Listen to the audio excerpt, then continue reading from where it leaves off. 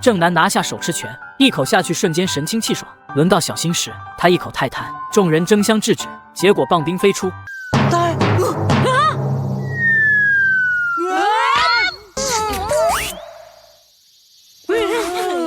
短暂休息过后，他们再次踏上通往大海的梦想之路。尽管脚步沉重，热浪扑面，但孩子们的热情丝毫未减。只是走着走着，天色渐晚，四人也早已分不清方向，更别提海在哪儿了。风间理智开口：“我们还是回家吧，这样下去没戏。”结果一转身，才发现他们彻底迷路了。小新轻描淡写地说：“走回原路就行。”正南却情绪崩溃，当场泪崩。就在大家一筹莫展时，一道熟悉的身影从夕阳中走来。